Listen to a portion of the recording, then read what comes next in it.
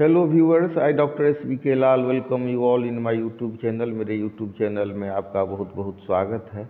अगर आप इस चैनल पर नए हैं तो चैनल को सब्सक्राइब कर लें। इस चैनल के माध्यम से हम विभिन्न तरह का वीडियो आप तक लाते रहते हैं, जिसमें ज्ञान, विज्ञान, देश विदेश और बहुत सारे जो वर्सेटाइल क्षेत्र है उसके बारे में आपको जानकारी देते हैं।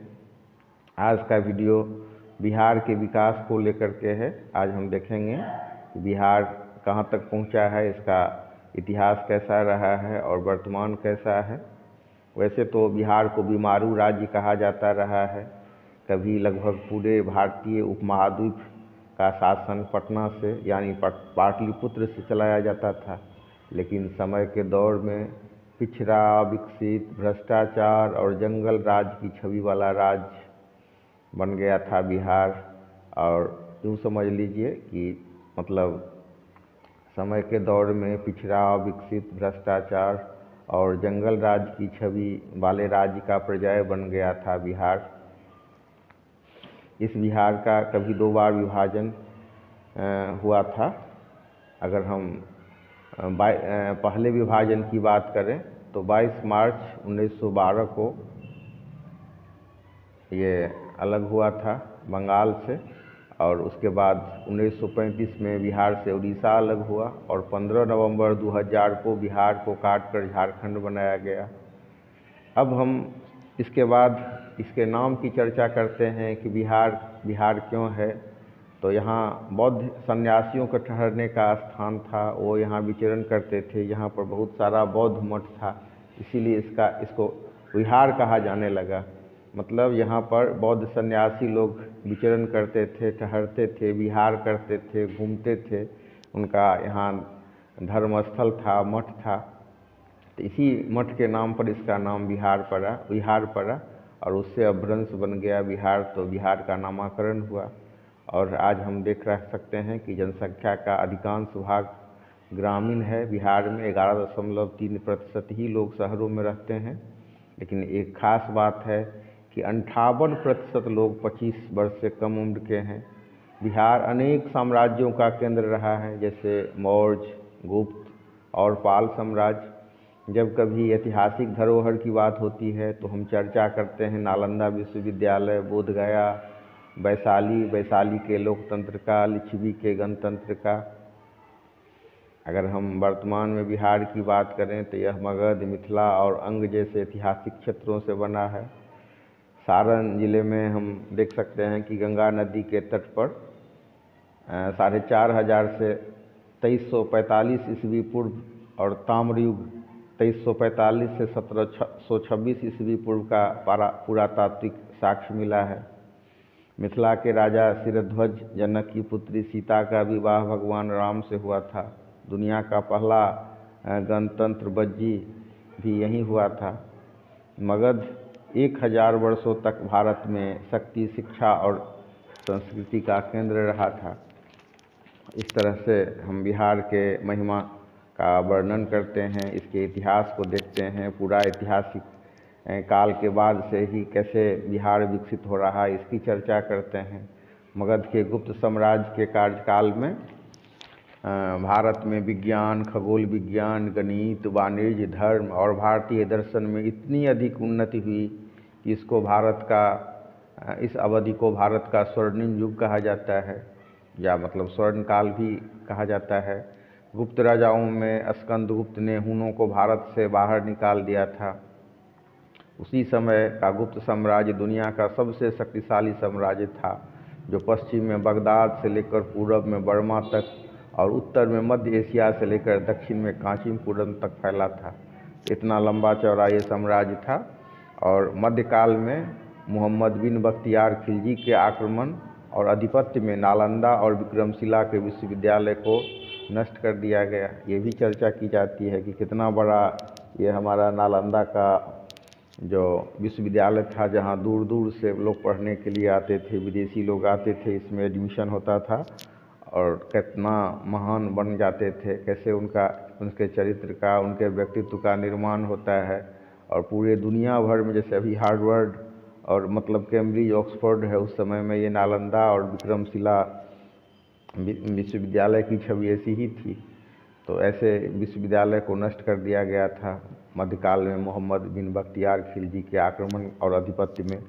फिर 1540 को कोई भी बिहारवासी या पूरे भारतवासी या पूरा मतलब एशिया में उल्लेखनीय है शेरशाह सूरी का नाम, जिसने अपने अल्प काल के ही शासन में इतना बड़ा काम किया, इतने लोक कल्याणकारी काम किए, सड़क बनवाया, ग्रैंड ट्रंक रोड बनाया, अच्छा सुशासन दिया, सराय बनाया, पशुओं के लिए अस्पताल बनाया, बच्चों के लिए स्कूल बनाया। 5 साल में इसने पूरे भारत का में कल्याणकारी काम करके दिखाया। वो 1540 ईस्वी में वही सासाराम के शेरशाह सूरी ने हुमायूं की मुग़ल सेना को हरा करके उत्तर भारत में अपना साम्राज्य स्थापित किया था। आधुनिक काल की बात करें तो 1857 के सिपाही विद्रोह में बिहार के बाबू कुंवर सिंह ने महत्वपूर्ण भूमिका निभाई थी और फिर अंग्रेज़ों के छक्के छुड़ाए थे। तो 94,163 वर्ग किलोमीटर वाले इस राज्य को हम 3 प्राकृतिक विभागों में विभाजित कर सकते हैं। उत्तर का पर्वतीय एवं तराई भाग, मध्य का विशाल मैदान एवं दक्षिण का पहाड़ी किनारा। और अगर हम उद्योग धंधों की बात करें तो मुंगेर का सिगरेट फैक्ट्री, बंदूक फैक्ट्री, रेल कारखाना, रेल क्रेन कारखाना, भागलपुर का सिल्क उद्योग, मुजफ्फरपुर और मोकामा में रेलवे वैगन संयंत्र, बरौनी का तेल शोधक कारखाना, बरौनी में खाद्य एवं उर्वरक का कारखाना। इसके अलावा हम देख सकते हैं कि चिटफुट सूत कताई का मिल और 28 चीनी मिल है बिहार में। चमड़ा प्रसंस्करण उद्योग है, पटसन का कारखाना, दवा का कारखाना, खाद्य प्रसंस्करण उद्योग और सीमेंट का कारखाना आपको मिल सकता है।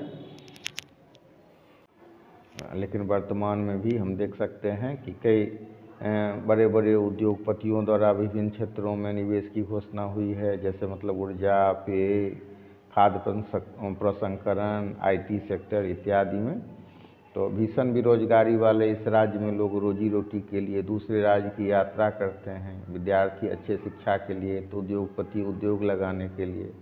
वर्तमान में अशिक्षा, बेरोजगारी, अपराध और अराजकता, गरीबी से जूझते हुए भी बिहार का प्रति व्यक्ति आय 12.80% बढ़ करके 66,828 रुपया हो गया है। पर अभी तो बिहार राष्ट्रीय औसत से काफ़ी पीछे है, क्योंकि हम देख सकते हैं कि राष्ट्रीय औसत की हम बात करें तो भारत का प्रति व्यक्ति आय 2.28 लाख रुपये है, यानी कि $13.14 है।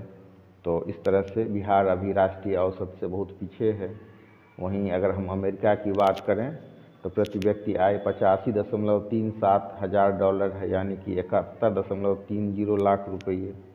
बिहार का विकास दर भी बहुत अच्छा है। अभी चर्चा हो रही है कि बिहार का विकास दर 14.47% है, राष्ट्रीय विकास दर से लगभग 5% अधिक। और भारत का विकास दर की बात करें तो 9.60% है। बिहार से जो ज़्यादा विकास दर वाला राज्य है वो असम 19.10%, सिक्किम 14.67% और तेलंगाना 14.50%। तो ये सब बातें अच्छी हैं, लेकिन ये भी सच है कि बिहार में ऋण भी बढ़ रहा है। बिहार पर ऋण बढ़ा है और बिहार की अब अर्थव्यवस्था मुख्य रूप से सेवा आधारित है। साथ ही कृषि एवं विनिर्माण क्षेत्रों की भी थोड़ी बहुत भागीदारी है। वर्तमान में बिहार का सकल घरेलू उत्पाद 9,76,514 करोड़ रुपये, यानी कि $120 बिलियन है। और हम देख सकते हैं कि हर एक क्षेत्र में जो थोड़ा सा प्रयास होता है तो बिहार कितना आगे बढ़ जाता है। अब दरभंगा में एयरपोर्ट का आधुनिकीकरण किया गया और उसको आगे बढ़ाने का काम हुआ, तभी देश में वो टॉप पर चल रहा है। 8 करोड़ की कमाई करके देश के कई हवाई अड्डा को तो थोड़ी सी सुविधा दी गई। और दरभंगा एयरपोर्ट को जब संचालन शुरू हुआ, आधुनिकीकरण हुई, तो हम देख सकते हैं कि पूरे देश में कई हवाई अड्डा को इसने पछाड़ दिया कमाई में, और 8 करोड़ की कमाई पर ये टॉप हवाई अड्डा में आ गया। पर्यटन की बात करें तो पर्यटन में भी अपार संभावना है यहाँ के ऐतिहासिक दृष्टि सबको, ऐतिहासिक साइट सबको विकसित करने पर। तो अगर बिहार में दारूबंदी खत्म हो, कानून का राज्य सही में स्थापित हो, अपराध नियंत्रण हो, तो अत्यंत संभावना वाला राज्य है बिहार। और अभी हम देख सकते हैं कि जो इसका पिछड़ापन है राष्ट्रीय मानक से, वो भी विकास हो सकता है।